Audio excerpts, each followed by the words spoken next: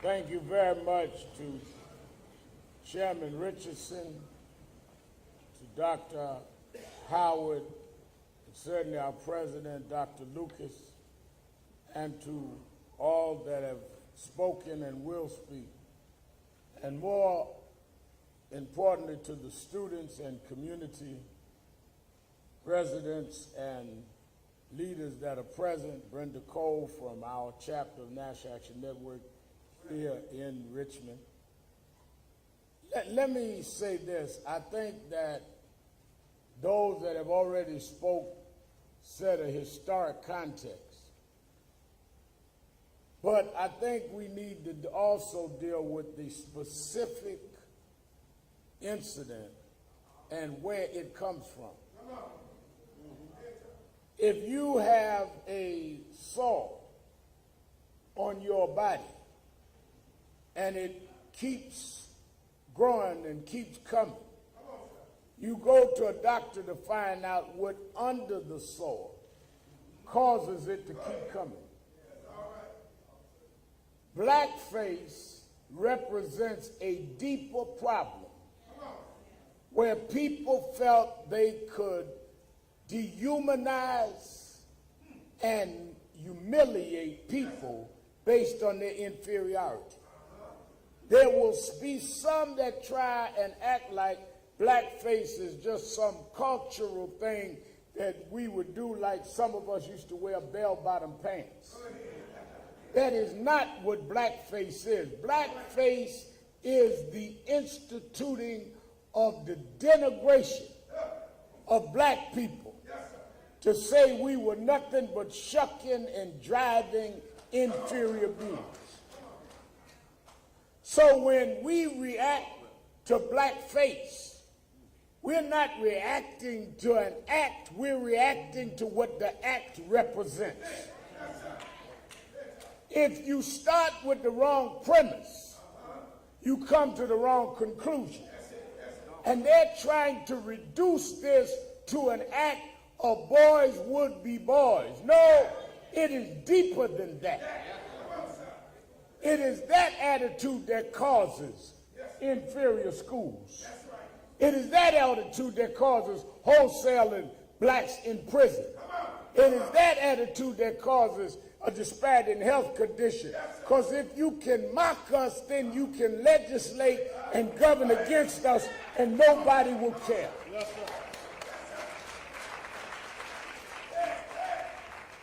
That is why people try to hide that they did blackface.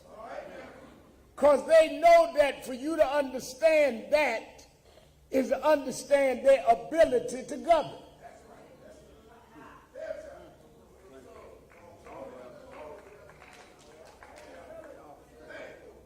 I watched on Friday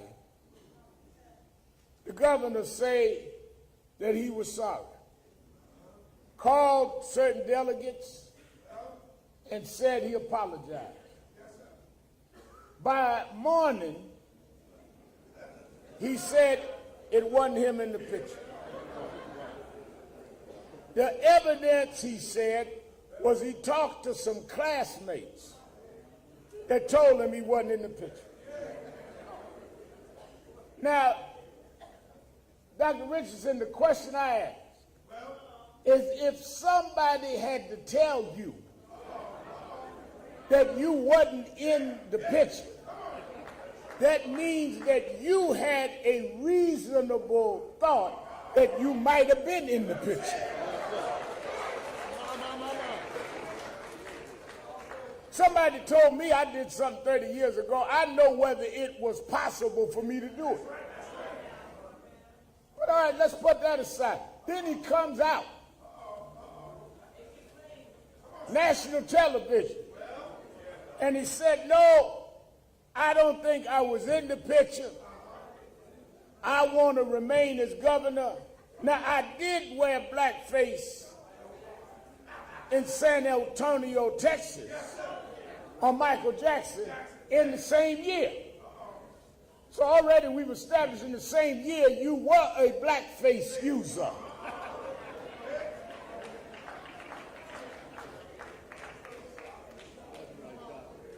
Reason I had a problem with that is, first of all, if you were accused of being a bank robber, your defense in court would not be, I didn't rob Bank of America, I robbed Wells Fargo.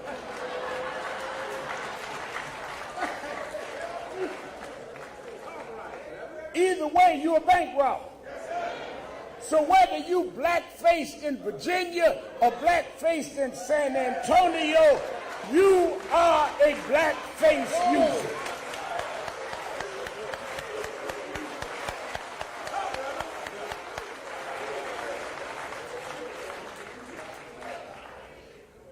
Why didn't you, if you grown, and we've all had to grow, and we've all made mistakes, but if you really grew, why didn't you tell us that earlier in your career?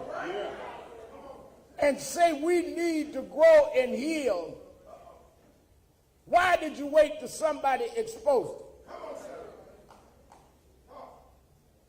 Well, I would suspect that you felt if you exposed it, you wouldn't have got 87% of the black vote.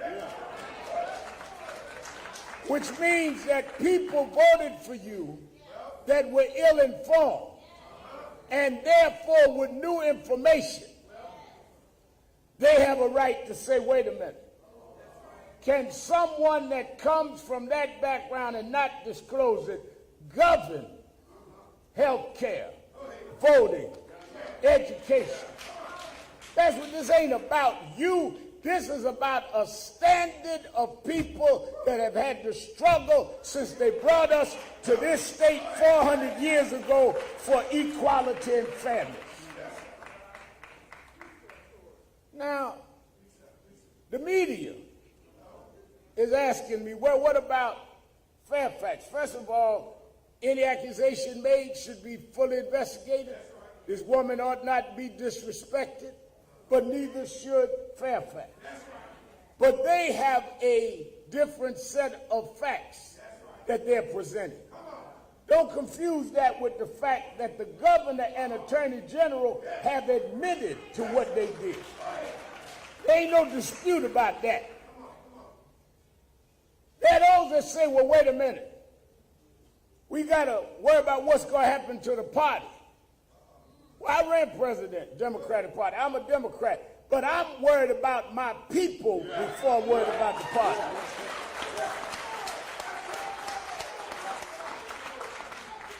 I heard the imam talking about his grandchild. My daughter gave me my first grandchild about 4 weeks ago. When he becomes of age and says to me, Granddad, in the 400th anniversary commemorating when they brought our people here as slaves, and they had a sitting governor that out of his own mouth said he blackfaced. What did you do? I'm not going to tell him I had to save the party. I'm going to say in the name of those that couldn't fight back when they were chained and shackled in Jamestown, I got up and I stood up.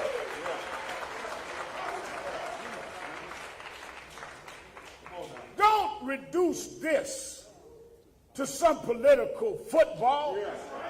This is about the integrity and dignity of a people that had their faces put in the mud too long. And if you really want to help heal, you've got to first deal with the injury that's been caused.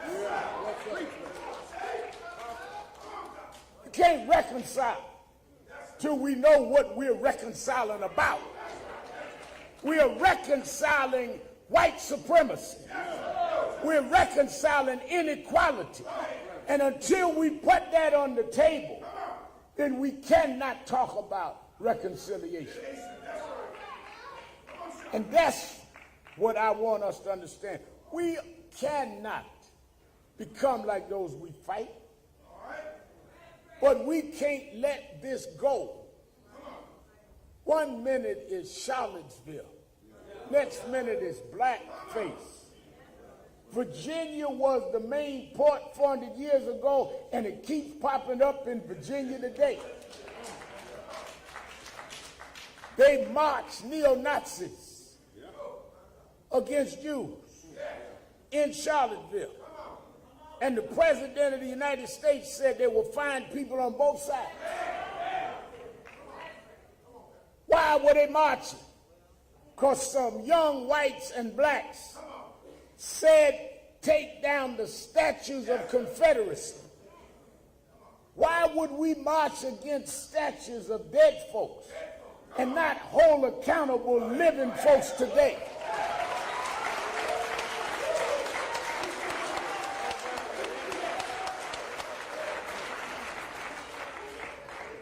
So we must all be accountable.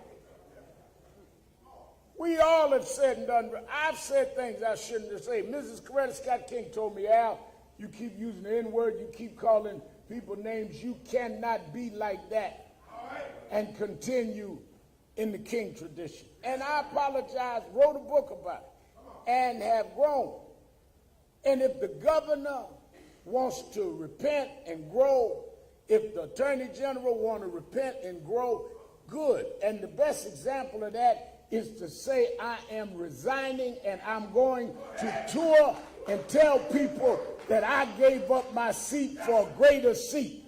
But you can't commit an injury and then say, but I'm going to hold everything I got as business as usual.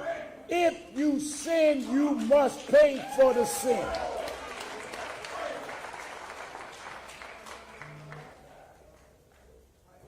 We cannot sit here at this moment in American history and make it normal that folks blackfaced. 1984, year the governor said he did the Michael Jackson blackface. Michael Jackson was on what they call the Jackson's Victory Tour in 1984. 1984, for y'all that weren't even born in 84, some of y'all weren't born in 94.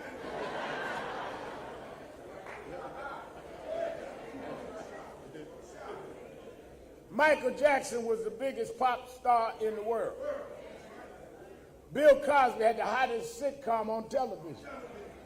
Reverend Jesse Jackson ran for president and won the Democratic primary in Virginia. There was a white backlash to all of that in 84. We had jumped on many of the artists and said, now that y'all going mainstream, don't forget black promoters. Michael Jackson met and said, Red Mal, I've known you a long time. Me and him were not that far in age. He said, we will make sure the community is involved. I want you to head the community team. I did all 32 cities with Michael. I saw all over this country white kids wearing Michael Jackson Thriller outfits and high water breeches and boots and wearing gloves. I saw white kids packing stadiums that they never did for a black artist. I saw white kids sleep in the lobby of the hotel where Michael stayed, wearing the glove that Michael would wear. But I never saw one white kid with blackface on.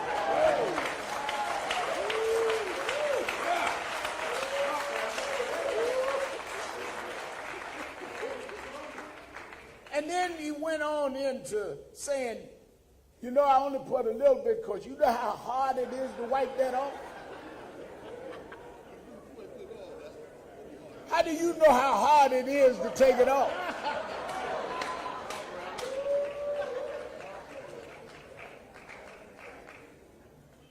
So we are in a crisis of where we stand in terms of reconciling. Yes, sir. And we cannot be like those that we oppose. Same week, this actor Liam Neeson says that he found a loved one had been raped and was raped by a black man. And he said he went and hung out at some of the bars hoping to get in an altercation because he wanted to kill any black man. And he said he felt terrible about that now, and he was bad about it.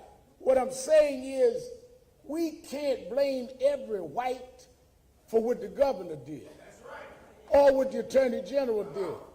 We're not going to become haters fighting hate, which is why I'm glad that some of our white faith leaders and others are standing with us. But they need to stand with us to say to the governor that you can be a great instrument by sacrificing your personal political ambition and showing that you really grow. Let me say this to the legislators that are sitting around worried about the party. And I am one that wants to see the right party and the right progress, but let's not cheapen the integrity of a community. Let's vote our conscience and what is best for the people in the state. As our representative, as our delegate so eloquently spoke. Because don't ever forget now that when we talk about 400 years ago, when they brought us and enslaved us, it was a slave trade. They traded to own us. And they traded with some that looked like us. 400 years ago, it was slave traders. Don't get down in the Capitol 400 years later and become blackface traders and start trading on the insult and the pain of your people. 400 years later, stand up and represent something, or get out of the way and let these young folks lead it.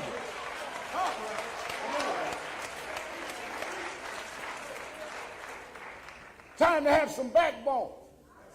It's time to have some courage. The only reason you are in office is some black folks that didn't sell out and that didn't trade and that marched and went to jail and shed blood, that sponsored your career. You don't have the right to spit in their face and cut a deal in Richmond.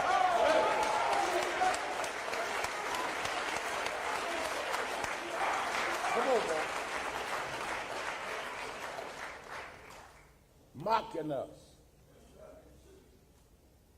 making us minstrels. One of the speakers talked about it right. Birth of a nation, mocking us. I didn't only know Michael well, a man who took me as a son. My father left when I was young. Was the godfather of Soul James Brown. James Brown used to tell me how early in his career they couldn't even use the dressing room in the theaters they performed in. They had to get dressed in the band bus and run to the stage and come off the stage sweating, because they were just there to entertain whites that they couldn't stay in the same hotel with, mocking us. I look at all of those entertainers I just spoke last year at Aretha Franklin's funeral, all of the pain that they went through, and you put blackface on and mock us. Well, we in the chapel somewhere in the Bible. I read how they mocked the captives, and they mocked them by saying, why don't you sing one of those songs of Zion? Why don't you entertain us? We like to hear y'all hum and moan. Why don't you moonwalk for us? And the answer is, how can I sing the Lord's song in a strange land? I come to Richmond to tell the governor that I'm not going to be your minstrel. I'm not going to accept your insult. I don't care what you say about Al Sharpton. I'm going to sing the Lord's song. We are not no inferiors. We are the children of God, equal to anybody else.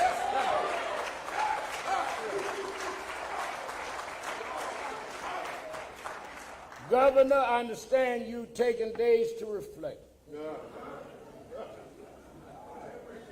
Attorney General, I understand you thinking.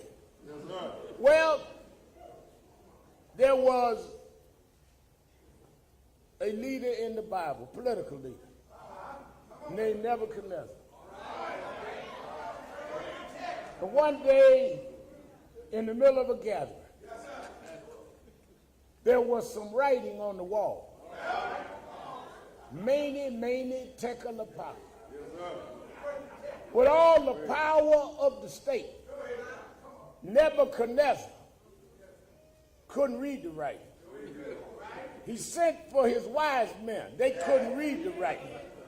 He sent for his high priest. They couldn't read the writing.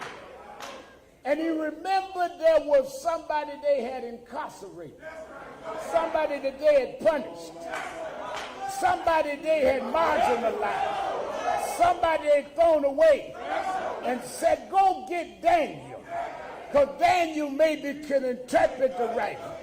And Daniel came from the class and the race that was despised, and he looked up at the writing and said, oh, I can tell you what it says. God has numbered your days and is finished.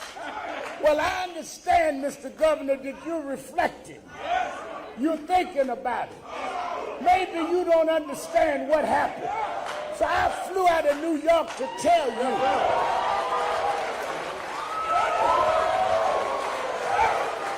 that your political days is over.